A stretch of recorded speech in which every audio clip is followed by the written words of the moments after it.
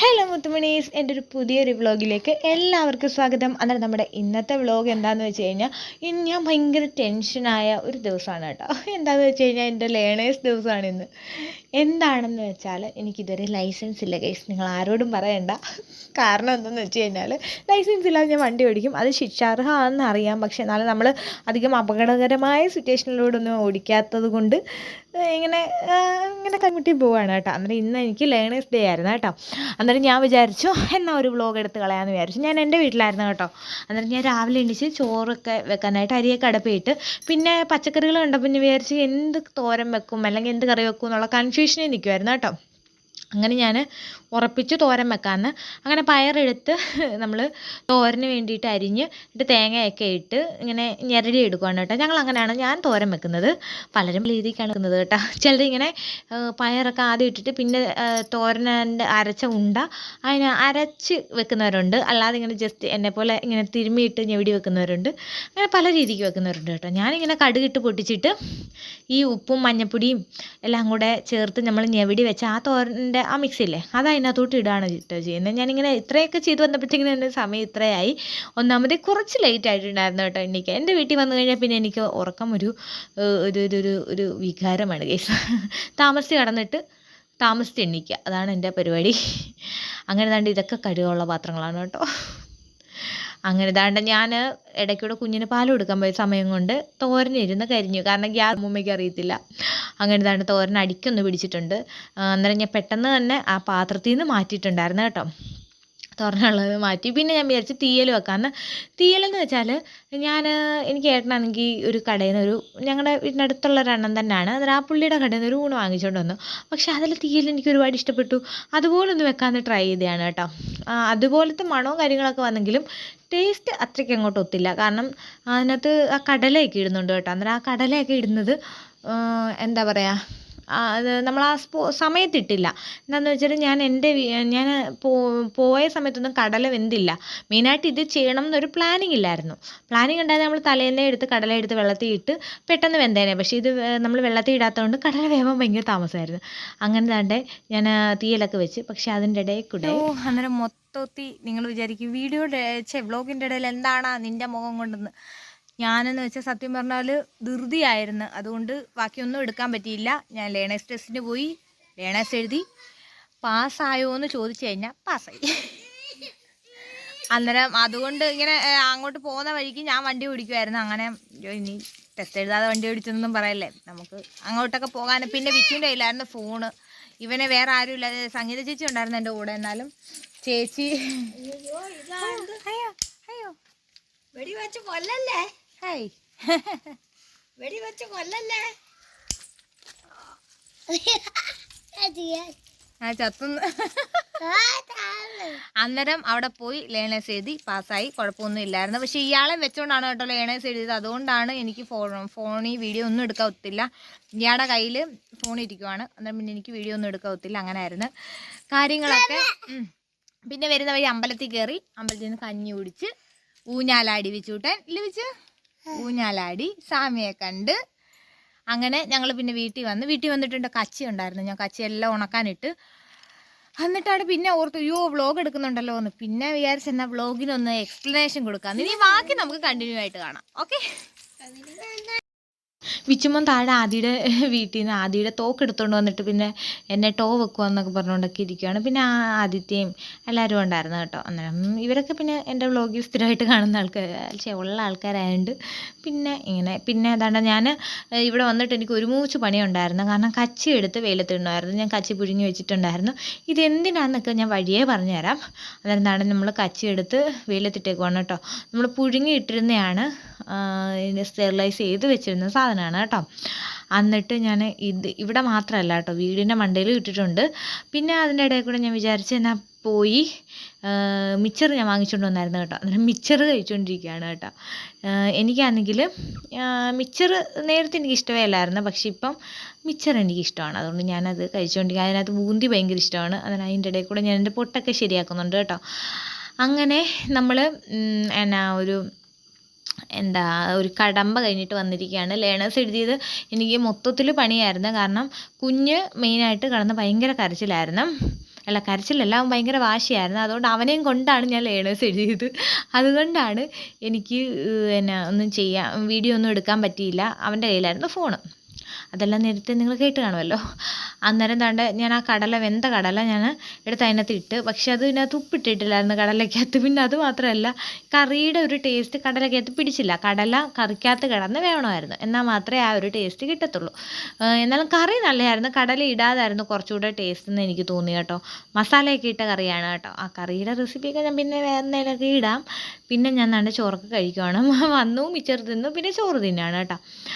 അങ്ങനെ അമ്മൂമ്മയൊക്കെ നേരത്തെ കഴിച്ചിട്ടുണ്ടായിരുന്നേ. പക്ഷേ ആ പുള്ളിക്കാരി ഉണ്ടല്ലോ, കറി എടുത്തില്ല, കടല ഇട്ടില്ലല്ലോ എന്നും പറഞ്ഞുകൊണ്ട് കറി എടുത്തില്ലെന്ന്. ഇന്നലത്തെ തലേന്നത്തെ മീൻകറി എടുത്തതെന്ന് അമ്മ കഴിച്ചേ. അങ്ങനെ ഞാൻ എന്തുവായാലും തോരനും തീയലും എല്ലാം കൂടെ കൂട്ടി ഞാൻ ചോറ് കഴിച്ചു. അതിനുശേഷം ഞാൻ ക്ലീനിങ് പരിപാടിക്ക് ഇറങ്ങാമെന്ന് വിചാരിച്ച്. അമ്മ നല്ല തൂമ്പയൊക്കെ ഇവിടെയൊക്കെ കൊണ്ടുവെക്കുമായിരുന്നു കേട്ടോ.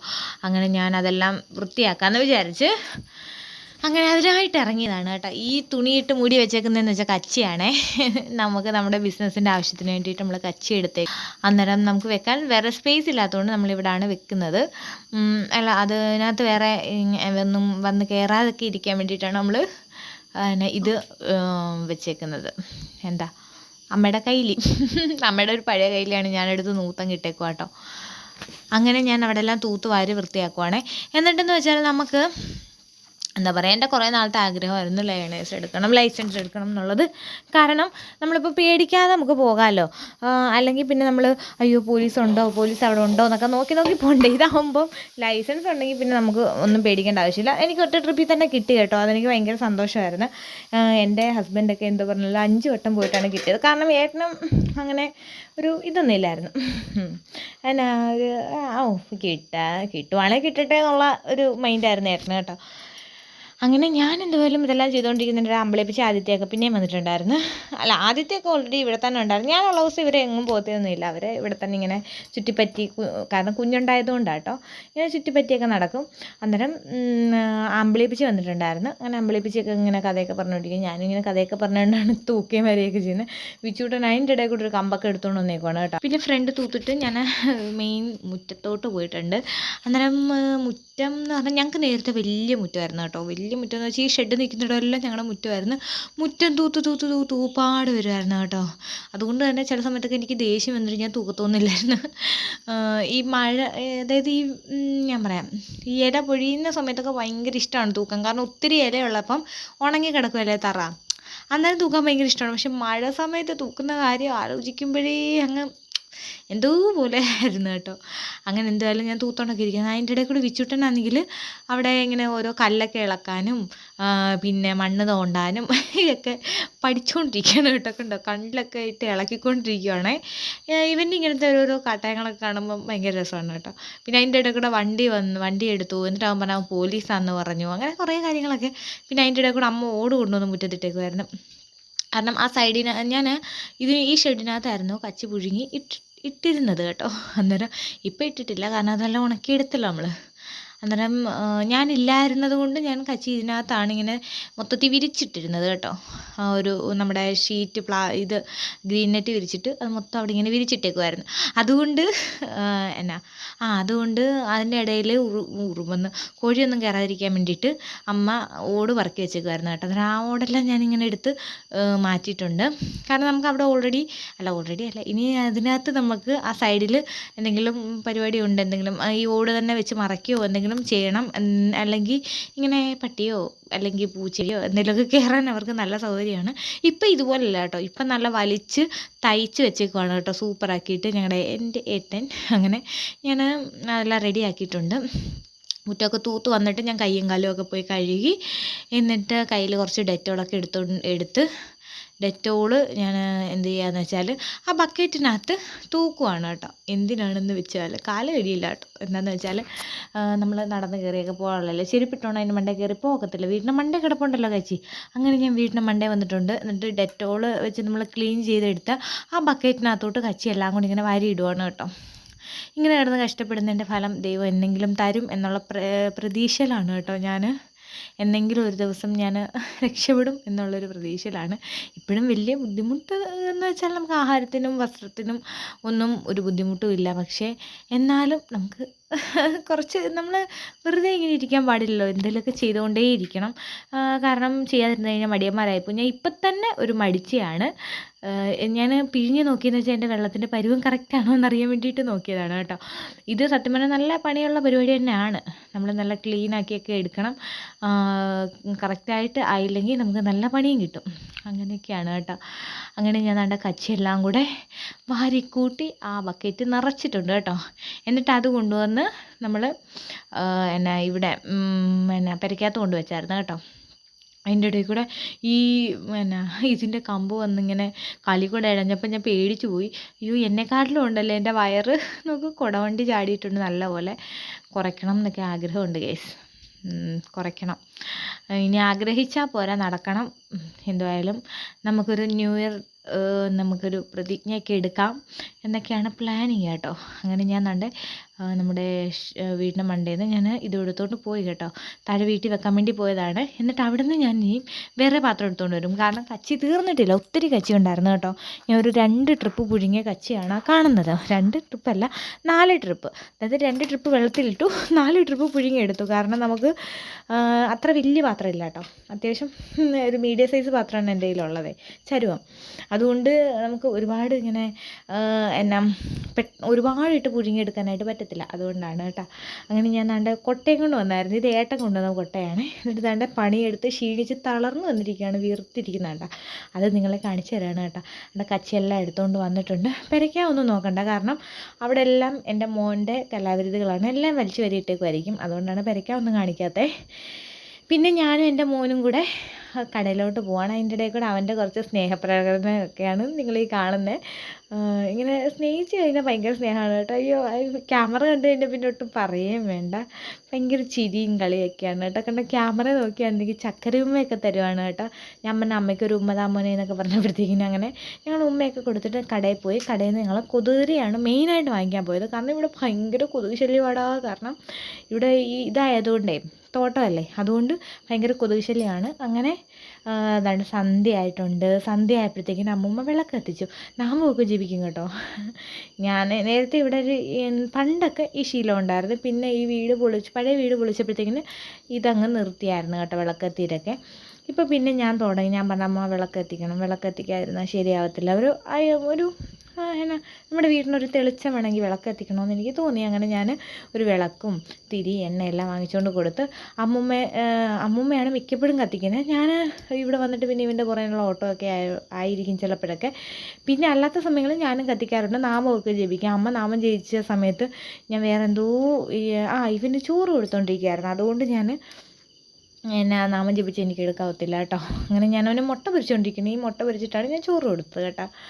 അങ്ങനെ അവന് ചോറൊക്കെ കൊടുത്ത് അവനെ കിടത്തി ഉറക്കി. അതിനുശേഷം ഞാനൊരു മുറുക്കെടുത്ത് കഴിച്ച് എന്നിട്ടാണ് നമ്മുടെ മെയിൻ പരിപാടിയിലോട്ട് കടക്കുന്നത്.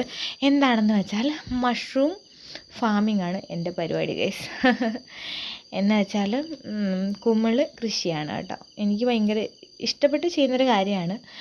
അതുകൊണ്ട് വലിയ കഷ്ടപ്പാടൊന്നും തോന്നാറില്ല. എന്നാലും നമ്മൾ ഒരു എന്താ പറയുന്നത്, ചെറുതല്ല, അത്യാവശ്യം നല്ല കഷ്ടപ്പാടുണ്ട് കേട്ടോ. അതുകൊണ്ട് അതിൻ്റെ ഇടയിൽ കൂടെ അവൻ വന്ന് കയറി.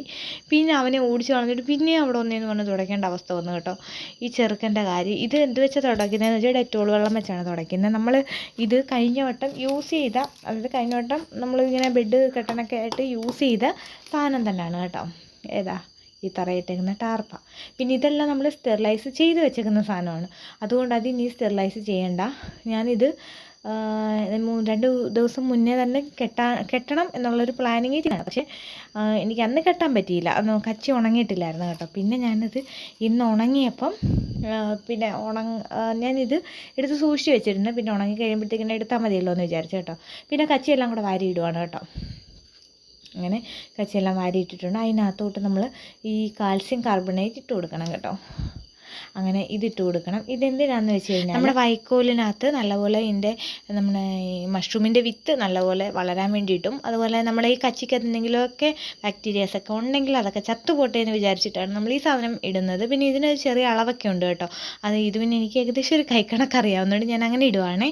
എന്നിട്ട് ഞാൻ ബെഡ് കെട്ടി തുടങ്ങാമെന്ന് വിചാരിച്ചു. പിന്നെ ഇതാണ്ട് ഇങ്ങനെ കാണുന്ന ചെറിയ ചെറിയ പച്ച അതായത് ഉണങ്ങാത്ത വൈക്കോലൊക്കെ കാണുമല്ലോ, അതൊക്കെ നമ്മൾ കണ്ണി കാണുന്ന എല്ലാം പറക്കി അങ്ങ് മാറ്റിയേക്കണം കേട്ടോ. തോനെയും അങ്ങനെ പച്ചയുള്ളതൊന്നും ഉപയോഗിക്കരുത്. അങ്ങനെ ഇതാണ് നമ്മൾ ഒരു കവർ എടുത്തിട്ടുണ്ട്. എന്നിട്ട് കവറിൻ്റെ ബാക്ക് ഭാഗം അടിഭാഗം ദാണ്ട് ഇങ്ങനെ ആക്കിയിട്ട് ഒന്ന് റബ്ബർ ബാൻഡിട്ട് കെട്ടിക്കൊടുക്കും. എന്നിട്ട് തിരിച്ചു വിടും. എന്തിനാന്ന് വെച്ച് കഴിഞ്ഞാൽ ഒരു സിലിണ്ടർ ഷേപ്പ് കിട്ടാൻ വേണ്ടിയിട്ടാണ്. അല്ലെങ്കിൽ ഒരു ഇങ്ങനെ എന്താ പറയുക, വേറൊരു ഷേപ്പാണല്ലോ കിട്ടുന്നത്. ഇങ്ങനെ ഒരു അടിഭാഗമുള്ളൊരു ഷേപ്പാണ് കിട്ടുന്നത്. പക്ഷേ ഇതൊരു സിലിണ്ടർ പോലൊരു ഷേപ്പ് കിട്ടും. അന്നേരം അതത്രയും ചെയ്തപ്പോഴാണ് ഞാൻ ഓർത്തത് വിത്ത് പൊട്ടിച്ചിട്ടില്ല നമ്മൾ ഇതുവരെ കേട്ടോ. കാരണം എന്താണെന്ന് വെച്ചാൽ പൊട്ടിക്കാതിരുന്നത്, ഇത് നമ്മൾ എടുത്ത് നോക്കിക്കഴിഞ്ഞാൽ പിന്നെ ഇനി അതിനകത്ത് വല്ല കണ്ടാമിനേഷൻസും വന്നു കഴിഞ്ഞാൽ പണി കിട്ടത്തില്ലെന്ന് വിചാരിച്ചിട്ടാണ് കേട്ടോ. ഇതെടുത്തപ്പോൾ എനിക്കൊരു ചെറിയ പന്തികേട് തോന്നി. ഒരു ചെറിയ മഞ്ഞ കളറൊക്കെ കാണുന്നുണ്ട് കേട്ടോ. മഞ്ഞയല്ല, ഒരു റെഡിഷ് ഇങ്ങനെ ഒരു കളർ പോലെ കണ്ടോ ആ മൂലയ്ക്കൊക്കെ. അന്നേരം എനിക്ക് വിത്ത് തന്ന അവരെ ഞാൻ വിളിച്ച് ചോദിച്ചു. അങ്ങനെ അവർ പറഞ്ഞു അത് കുഴപ്പമില്ല, ആ വിത്ത് മെച്ചുവേർഡ് ആയതിൻ്റെയാണ്. കാരണം ഇപ്പം വാങ്ങിച്ചിട്ട് ഏകദേശം ഒരാഴ്ചയായി. അന്നേരം അതിൻ്റെ കാര്യമാണ്, അല്ലാതെ ഇത് പ്രശ്നമൊന്നുമില്ല. അല്ലാതെ ഇത് നമുക്ക് യൂസ് ചെയ്യാതിരിക്കുകയൊന്നുമില്ല, നല്ല യൂസ് ചെയ്ത് കഴിഞ്ഞാൽ വലിയ സീനൊന്നും ഉള്ള സാധനമല്ല എന്ന് പറഞ്ഞു. അങ്ങനെ ഇതാണ് നമ്മുടെ മഷ്റൂമിൻ്റെ സീഡെന്ന് പറയുന്നത്. അതുകൊണ്ട് ഈ ബ്ലേഡ് വരെ നമ്മൾ സ്റ്റെറിലൈസ് ചെയ്തതാണ് കേട്ടോ. സ്റ്റെറിലൈസ് അല്ല, നമ്മൾ ക്ലീൻ ചെയ്തതാണ്, ഡെറ്റോളിനകത്തൊക്കെ മുക്കിയിട്ട് എടുത്തതാണ് കേട്ടോ. എന്താണെന്ന് വെച്ചാൽ ഈ മഷ്റൂമിൻ്റെ സീഡെന്ന് പറഞ്ഞാൽ ഭയങ്കര സെൻസിറ്റീവായിട്ടുള്ളൊരു സാധനമാണ്.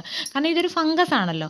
അന്നേരം അതിന് വളരാനുള്ള സാഹചര്യങ്ങൾ നമ്മൾ ഉണ്ടാക്കി കൊടുക്കും അല്ലേ.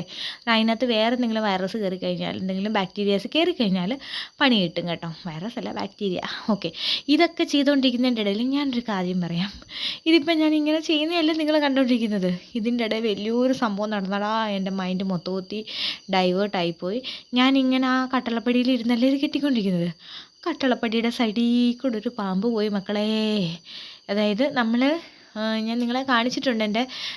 നേരത്തെ ഞാൻ മഷ്റൂം കൃഷി ചെയ്തുകൊണ്ടിരുന്നത് നമ്മുടെ വീട്ടിനകത്ത് പൂജാമുറി തന്നെയാണ്. അന്നേരം വീട്ടിനകത്ത് പൂജാമുറി എന്ന് വെച്ചാൽ നമ്മളത് യൂസ് ചെയ്യുന്നില്ല ഇപ്പം. കാരണം നമ്മൾ തേച്ചിട്ടോ വൃത്തിയാക്കിയിട്ടൊന്നും ഇല്ലാത്തതുകൊണ്ട് അത് ക്ലീൻ ആക്കിയിട്ട് മഷ്റൂം നമ്മളവിടെ തൂക്കുമായിരുന്നു കേട്ടോ.